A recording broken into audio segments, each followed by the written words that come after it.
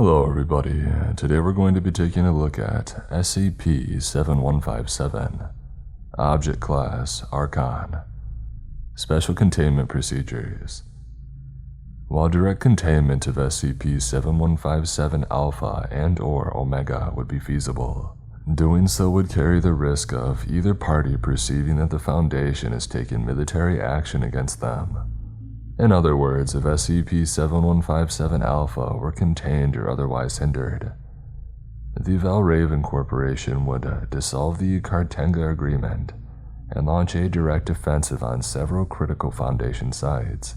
Likewise, interference with SCP-7157 Omega would be a violation of the Treaty of Cognazzo, resulting in a K-Class extra-dimensional diplomatic breakdown scenario, and other punitive actions from the Three Moons Initiative. Simultaneous containment of both entities would carry the risk of both organizations unifying against the Foundation. Containment efforts will be focused on limiting public exposure to the ongoing Holdgam effect. Foundation agents in the government of Turkmenistan have diverted local transport away from the Holdgam event. In addition, Foundation web crawlers have been tasked with excising any information about SCP-7157, Alpha, and Omega from the Internet. Since 4/28/2019, the Holdgam event has taken place in the Karakum Desert, primarily in area 74 kilometers to the southeast of Dashalguz, Turkmenistan. Constant negotiations will be maintained with both organizations to ensure that the event does not move to populated areas a fourth time. In the event of more contact with local communities, Mobile Task Force Epsilon 6, the Village Idiots, will be dispatched to the affected areas to assess the damage and distribute amnestics as needed. At the conclusion of the Holdgam event, the surviving SCP-7157 instance will be reclassified, Argus, and contained by the respective organization. Description: SCP-7157 refers to a pair of bipedal remote-controlled military constructs. Both are 57 meters in height and weigh approximately 120,000 kilograms. They are primarily constructed of a unique and unknown metallic substance, filled with nanotechnology that regenerates most damage sustained.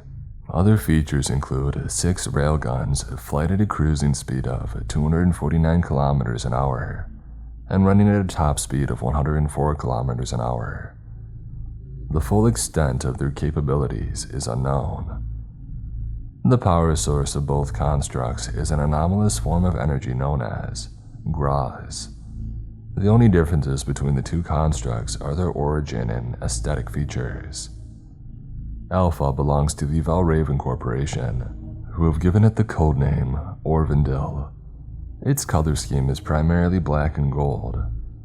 Alpha was built on 10/26/2017 and saw active duty in a Valravn campaign in Redacted. Its operator is only known as Skullmold, a member of the Valkyrie combat unit. Skullmold is quadriplegic from a battle in 2015. She controls Orvindil through neural linking to stay on active duty. Omega belongs to the Three Moons Initiative, who have given it the codename Old Glory. Its color scheme bears the colors of the Initiative flag: white, orange, black, and teal. Its operator is Sergeant Katrina Valdez, a veteran drone pilot based out of Korbanak. A female operator was chosen as per the conditions of the Holdgam event.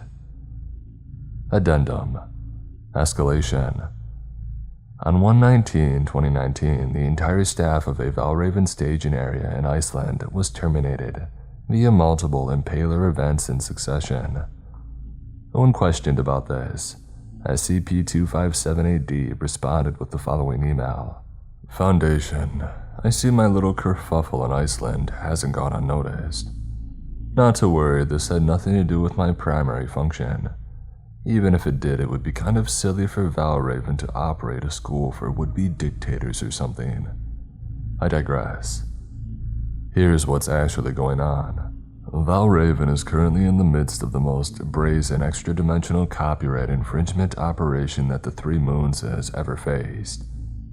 The Old Glory series of drones is an icon of human resilience and ingenuity, forged by the cruel wilderness of Corbenek. These Valravn malcontents seem to have stolen its blueprints. As you can probably infer, the negotiations phase of our little spat has been less than successful.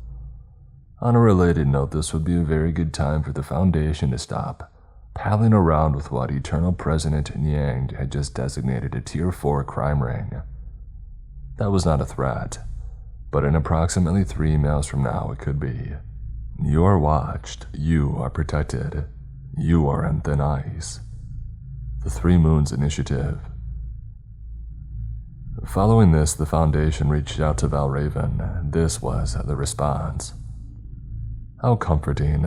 With the degree of importance your duties holds to the world's survival, one would think the Foundation would be a twinge less prone to falling for the lies of Jalakaris.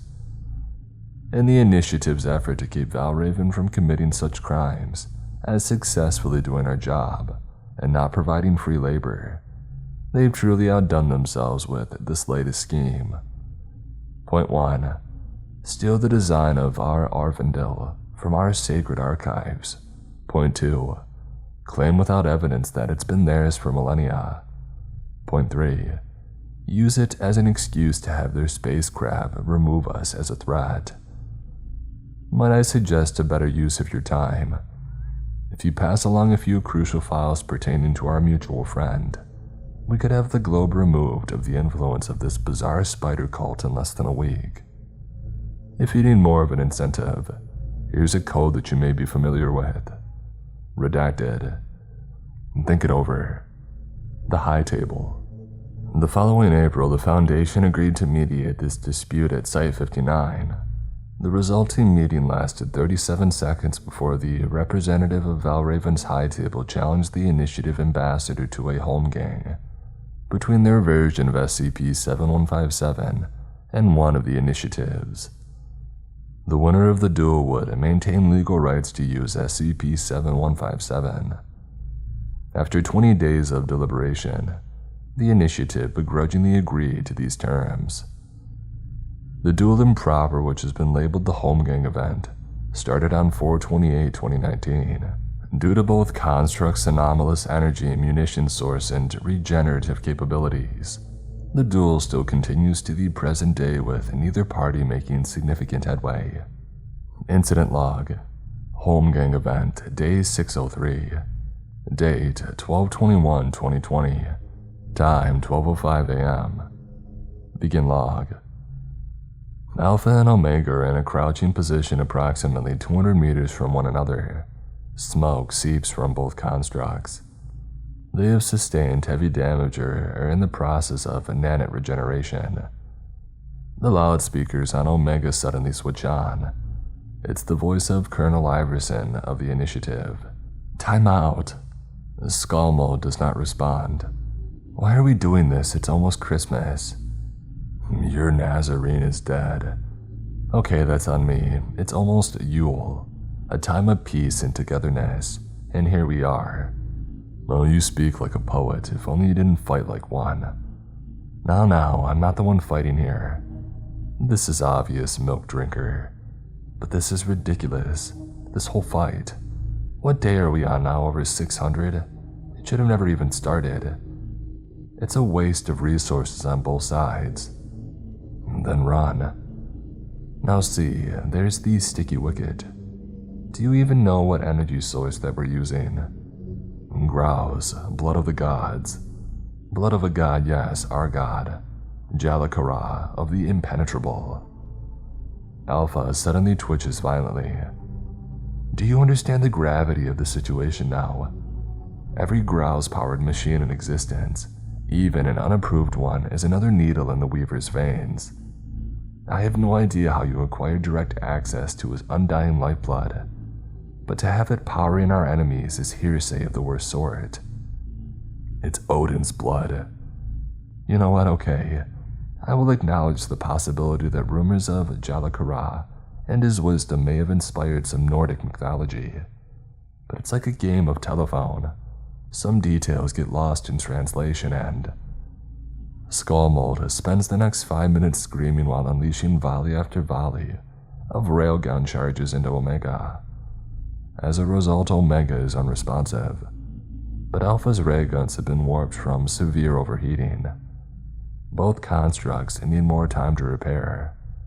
After a brief silence, "Yeah, I'm gonna go ahead and add anger management therapy to your perdition committee file, Mrs. Skullmold."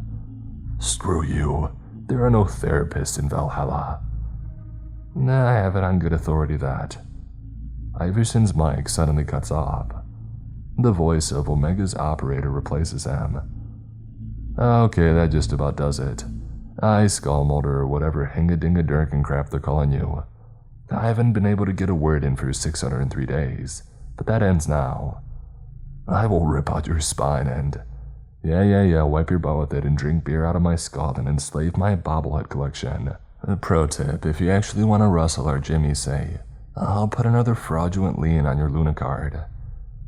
None of those words are in the Havamal. That's great. Hey, you know what else they don't have in Valhalla?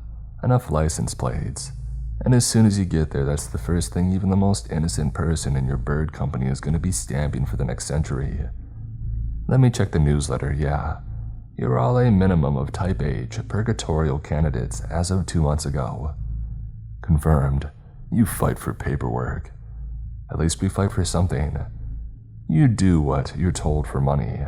That puts you in a job category that I'm not allowed to describe under our current rules of engagement. Now, if you excuse me, I'm gonna go find a stack of 50 Lunarai notes to toss at you until you screw off and... The loudspeaker suddenly switches back to Iverson. "We apologize sincerely for the conduct of Sergeant Valdez.